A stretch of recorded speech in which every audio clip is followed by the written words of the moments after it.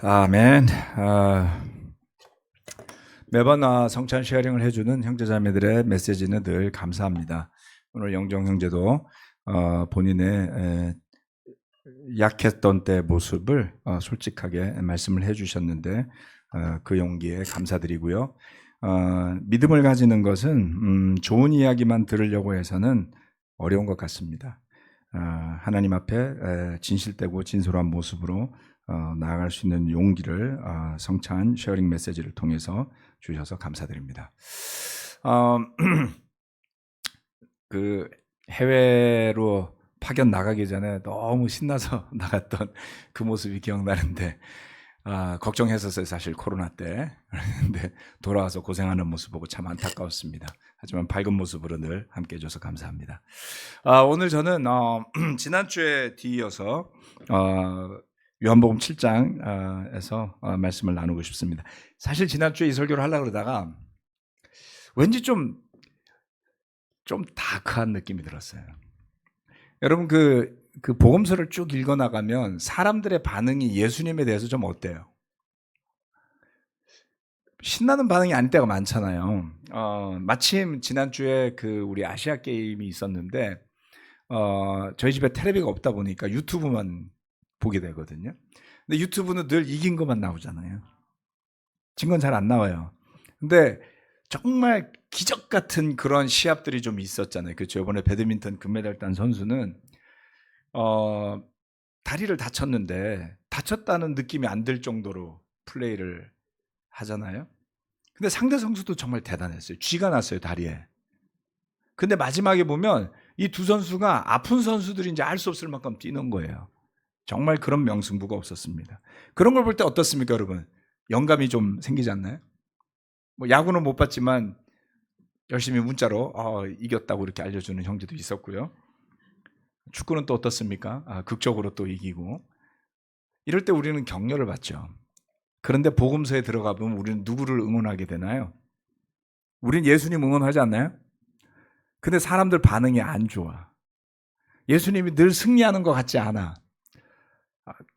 그래서 복음서를 읽어 나가는데 신이 나는 게 아니고 지난주 사실 축구는 이겼는데 사람들의 반응은 차가워. 그래서 이 메시지 준비했다가 지난주 딴 걸로 했습니다. 다른 걸로 했고 한 줄을 더 묵힌 다음 오늘은 여기에 메시지가 있구나 하는 생각이 들어서 다시 끄집어냈습니다. 예수님에 대한 우리의 반응, 사람들의 반응을 함께 살펴보는 시간이 되기를 바랍니다. 예수님을 향한 사람들의 반응과 평가는 사뭇 흥미롭습니다. 요한복음 7장 31절로 31절, 40절, 41절, 42절 이렇게 읽도록 하겠습니다. 무리 가운데서 많은 사람이 예수를 믿었다. 그들이 말하였다. 그리스도가 오신다고 해도 이분이 하신 것보다 더 많은 표징을 행하시겠는가? 여기서 우린 예스, 아멘 이렇게 말하죠. 이 말씀을 들은 무리 가운데는 이 사람은 정말로 그 예언자이다 하고 말하는 사람들도 있고 이 사람은 그리스도이다 하고 말하는 사람들도 있었다. 그러나 더러는 이렇게 말하였다. 갈릴리에서 그리스도가 날 수 있을까? 성경은 그리스도가 다윗의 후손 가운데서 날 것이요 또 다윗이 살던 마을 베들레헴에서 날 것이라고 말하지 않았는가?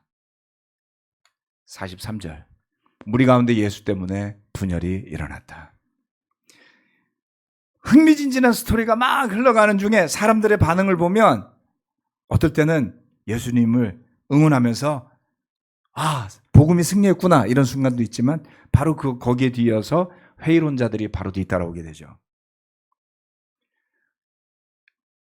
지난주의 설교, 그 지난주의 설교 기억하시나요? 초막절에 대한 이야기. 그렇죠? 네. 그리고 지난주는 예수님이 그 초막절 기간에 예루살렘에서 하셨던 설교 말씀이 있었죠. 나를 믿는 사람들은 생수가 그 배에서 흘러나올 것이다. 놀라운 메시지를 전하셨어요. 사람들 중에 일부는 그를 믿었습니다. 그러나 그렇지 않은 사람들도 있습니다.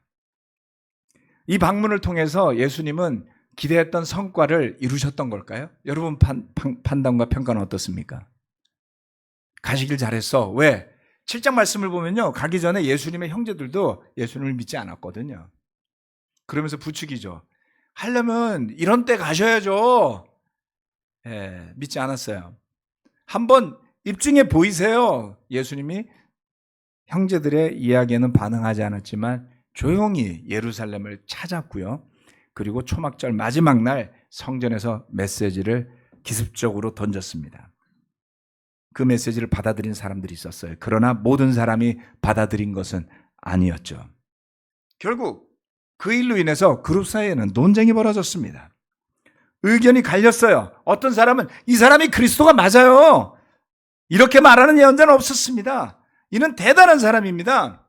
그런데 사람들은 표면적인 것만을 보고 갈릴리에서 그리스도가 날 수 있을까? 왜 이렇게 말했을까요? 왜 이렇게 말했을까요?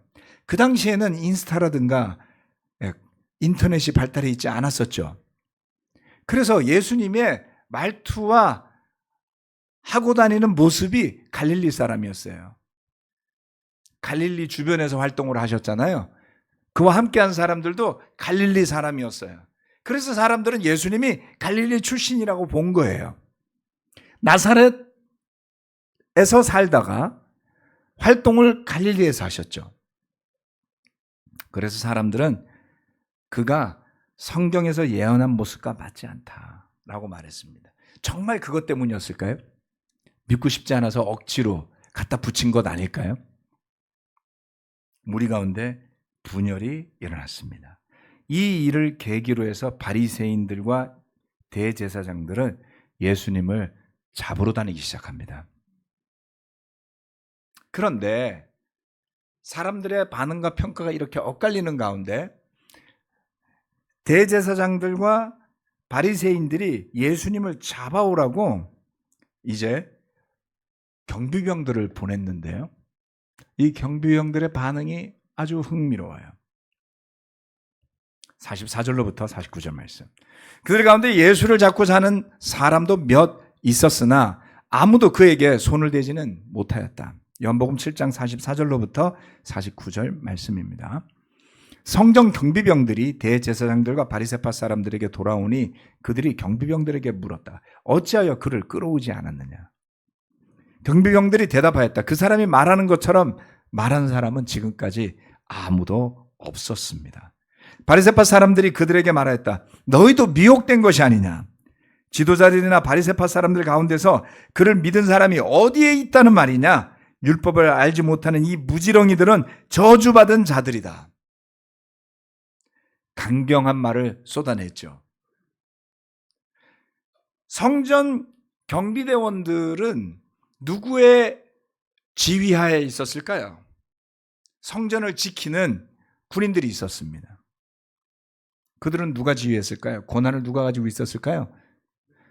제사장들이었죠. 그 중에서도 대제사장입니다. 네. 자, 대제사장은 원래 한 명이지만 대제사장들이라고 나오는 희한한 이유가 있었다고 예전에 설명드렸죠. 기억들 하시나요? 아리까리 하세요? 이게 아주 작은 디테일이지만 이거 알기가 쉽지가 않고 오래 걸려서 제가 한번 설명을 드렸었는데요. 예수님 시대에 정치적인 목적으로 대제사장을 빨리빨리 갈아치웁니다. 지금 여러분 그 카톨릭의 교황은 생전에 갈지 않죠. 죽을 때까지 종신제예요. 대제사장도 원래 종신제입니다. 그래서 그 대제사장이 죽고 난 다음에 새로운 대제사장을 세워야 되는데 정치적인 목적으로 빨리 폐위를 시키고 새로운 대제사장을 들였죠. 그래서 예수님 시대에는 대제사장이 정치적인 자리가 되어 있었고 그러다 보니 대제사장이 여럿 있고 심지어는 세습을 하기도 했던 거예요. 그래서 신약 시대에 예수님 시대에 독특하게 대제사장들이라는 표현이 생겨난 겁니다. 성경적이지 않아요. 그런데 그들은 정치적인 영향력도 행사했고요. 종교적인 영향력도 행사했습니다. 타락하고 부패한 종교 지도자들의 전형적인 모습을 보여주고 있습니다. 주의하지 않으면 우리가 이렇게 된다. 자, 그런데 이들이 경비병들이라면 당연히 그들의 권위 하에 있을 수밖에 없었겠죠.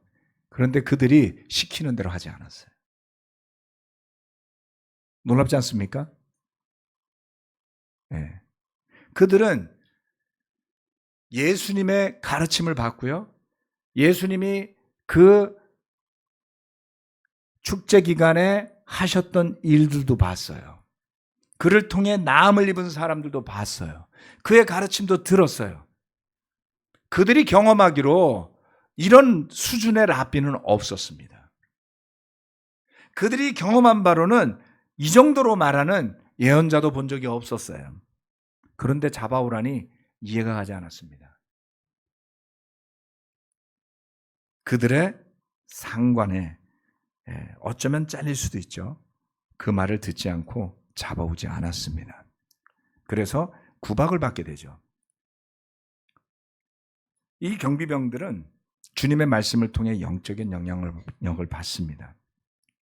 그런데 이 바리새파 사람들의 표현이 너무나 재밌어요. 미혹되었다고 표현했습니다. 너희가 홀린 거라고요.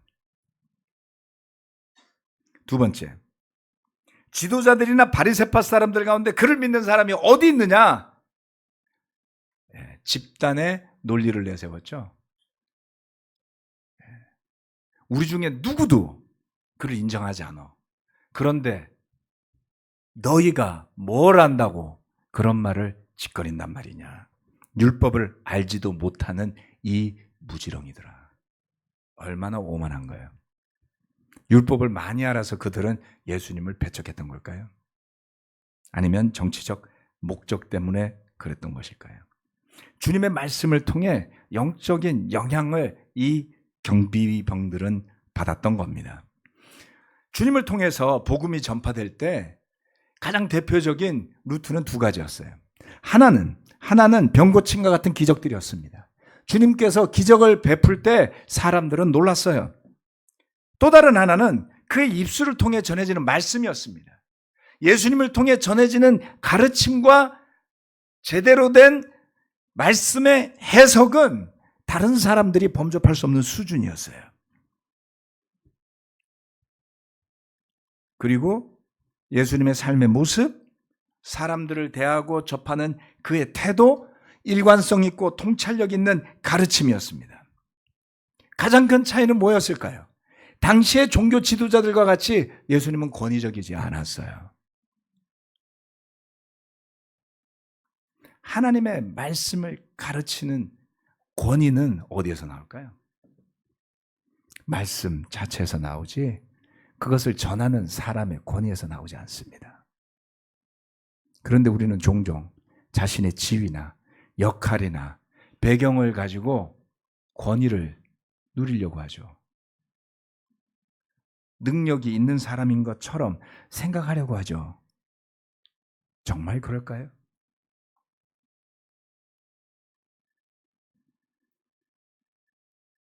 말씀을 끌어와서 사용하면서도 일관성 있고 통찰력 있으며 영적인 영향력이 있는지를 살펴야 합니다. 그렇지 않다면 말씀을 이용하는 사람이 되겠죠. 말씀을 사용하는 사람이 되겠죠. 그러나 그 말씀의 능력은 부정하는 사람이 될 수 있습니다. 주님은 누구든 다가갈 수 있었어요. 누구에게도 이렇게 무시하지 않았습니다. 그랬기 때문에 이 복음은 고고하고 자신을 분리시킨 그런 사람들을 위한 것이 아니었습니다. 복음은 시장통에서도 번화한 도시에서도 광야에서도 심지어는 사람들을 두렵게 만드는 그 성전에서도 똑같은 목소리를 내는 진리였어요. 주님의 말씀은 상황에 따라, 여건에 따라, 유불리에 따라 변하는 것이 아니었습니다. 그래서 사람들이 멸시하든 이른바 죄인들도 주님 앞에 나오기를 꺼리지 않습니다. 눈먼 사람들이 나오기를 꺼리지 않았습니다. 문둥병자들도 사람들이 그들을 접하면 부정을 타서 사회적 활동에 제약을 당하기 때문에 누구도 다가가지 않았어요. 그런 그들이 주님 앞으로 나오는 것을 꺼리지 않습니다. 얼마나 주눅 들었을까요? 그죠? 불편하잖아요. 여러분 코로나 때 겪었죠? 부정 타면 회사도 못 가요. 그것까진 좋은데 예배도 못 와요. 사람도 못 만나요. 아무것도 못 해요. 격리되잖아요. 문둥병자를 터치하면 그렇게 돼요. 그런데 코로나는 보름이 지나면 복귀할 수 있지만 문둥병자는 복귀할 수 없는 처지의 사람들이었습니다. 그런 그들이 주님 앞에 나오기를 꺼리지 않아요. 눈먼 사람들은 어땠나요? 그리고 주님은 그들을 고쳐주셨습니다. 그런데 가난하고 눈먼 사람들만 주님 앞에 나왔을까요? 조금 전에 그 대제사장들과 바리새인들이 큰 소리 쳤듯이 자기들 가운데 누구도 예수님을 믿지 않는다고 큰 소리 쳤는데 정말 그랬을까요? 바리새인 중에 예수님 앞에 나온 사람이 있었습니다. 니고데모입니다. 예수님을 잊지 못한 니고데모예요.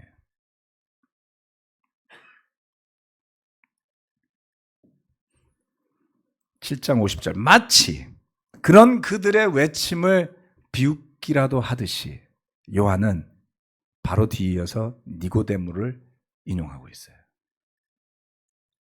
그들 가운데 한 사람으로 전에 예수를 찾아간 니고데모가 그들에게 말하였다. 우리의 율법으로는 먼저 그 사람의 말을 들어보거나 또 그가 하는 일을 알아보거나 하지 않고서는 그를 심판하지 않는 것이 아니요. 그들이 니고데모에게 말하였다. 당신도 갈릴리 사람이요? 성경을 살펴보시오. 그러면 갈릴리에서는 예언자가 나오지 않는다는 것을 알게 될 것이요. 그리고 그들은 제각기 집으로 돌아갔다. 니고데모가 흥미로운 이야기를 했어요. 율법하는 당신들이 율법을 지키지 않고 있어요. 그 사람의 말을 들어보지 않고 그가 하는 일을 알아보지 않고 심판하고 있는 건 아닙니까?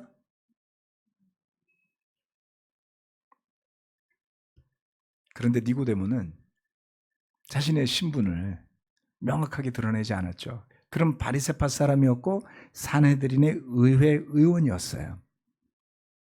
지위가 높고 부자였다라고 성경은 표현하고 있습니다. 그런데 우리 모두가 알듯이 그는 요한복음 3장에서 한밤중에 주님을 찾아왔어요. 한밤중에. 그리고 주님으로부터 물과 성령으로 거듭나지 않고서는 하나님의 나라에 들어갈 수 없다는 가르침을 받았죠. 유명합니다. 덕분에 우리가 그 말씀을 알게 된 거예요. 그런데 니고데모는 그날 주님이 하신 말씀을 받아들이고 믿었을까요? 어땠을까요?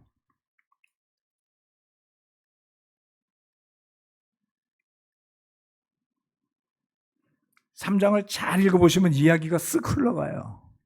니고데모가 등장했다가 주님이 한참 말씀을 하시고 니고데모의 반응이 없이 다음으로 흘러가 버리고 그 다음에 니고데모가 7장에 등장하는 겁니다. 그런데 니고데모는 예수님을 믿는다고 하지 않았죠. 그는 하나님이 보낸 사람입니다라고 말하지 않았죠. 여전히 그의 믿음은 오리무중에 있어요. 예수님의 편이 아닌 듯 율법에 충실한 바리새인으로서 옳은 말만 했을 뿐이에요. 물론 그것도 용기가 필요했을 수는 있죠.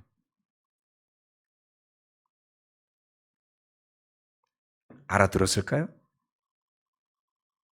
예수님을 믿었을까요? 니고데모의 마음 안에 믿음이 자리 잡고 있었을까요? 이 사건 이후로 또 많은 일들이 전개되는 동안 니고데모는 먼 발치에서 예수님과 그의 일행들을 바라보지 않았을까요? 네. 니고데모는 요한복음 19장 38절에 또 나옵니다. 제가 예수님을 잊지 못한 니고데모라고 붙였어요. 예수님을 믿었던 니고데모라고 쓰진 않았고 증거가 없잖아요. 근데 예수님에 대한 마음은 있는 것처럼 느껴지지 않나요? 그죠? 예. 그리고 예수님이 십자가에 못 박히신 뒤에 니고데모가 다시 나옵니다. 그 뒤에 아리마대 사람 요셉이 예수의 시신을 거두게 하여 달라고 빌라도에게 청하였다. 그는 예수의 제자인데, 아리마대 사람 요셉은 예수의 제자라고 그랬어요. 신분이 있죠? 믿음이 있죠? 예수님과 함께하는 사람들이 그가 예수님의 제자인 줄 알았어요. 유대 사람이 무서워서 그것을 숨기고 있었다. 빌라도가 허락하니 그는 가서 예수의 시신을 내렸다. 또 전에 예수를 밤중에 찾아갔던 니고데모도 몰약에 침향을 섞은 것을 100근쯤 가지고 왔다. 굉장히 흥미로운데요. 십자가에 못 박혀 돌아가신 예수님의 시신을 찾으러 온 사람들은 그를 따랐던 사도들이 아니었습니다. 그의 가족들도 아니었어요. 두 사람이었어요. 아리마대 사람 요셉과 한밤중에 예수님을 찾아가서 마음속에서만 예수님을 간직하고 있었던 니고데모가 찾아온 거예요. 그런데 이 요셉 앞에는 수식어가 붙어 있었습니다. 예수님의 제자였지만 유대 사람이 두려워서 그것을 숨기고 있었다고요. 아리마대 사람 요셉도요, 산헤드린의 멤버였습니다. 요셉도 니고데모도 그 이스라엘을 대표하는 권력기관인 산헤드린의 의원이었어요.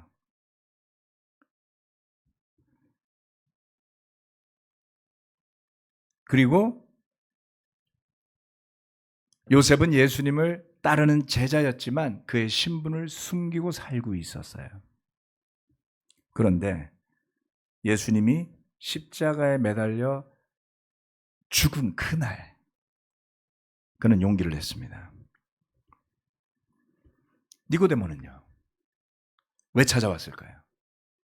예수님이 죽었는데.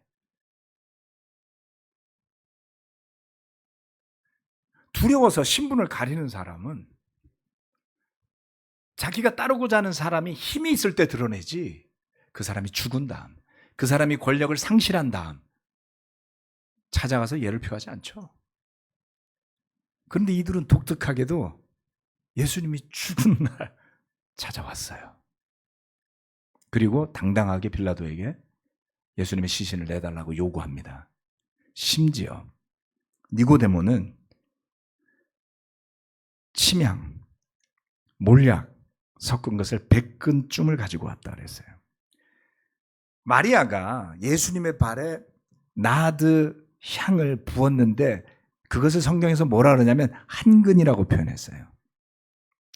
한근. 한근을 부었는데 난리가 났었죠? 그 비싼 거를 왜 예수님의 발에 붓냐고. 니고데모가 그거를 똑같은 건 아니지만 100배를 가지고 왔어요.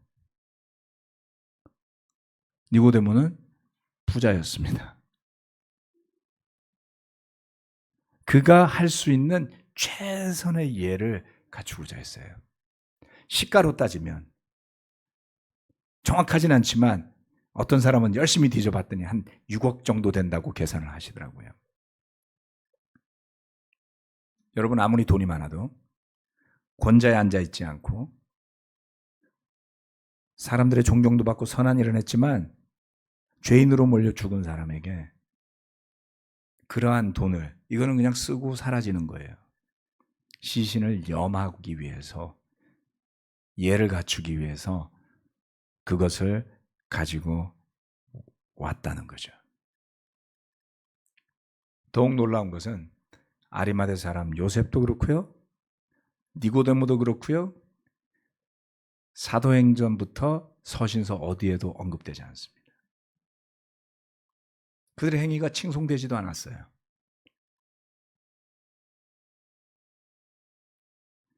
그런데 3일 뒤에 부활하신 주님을 이 둘은 만났을까요?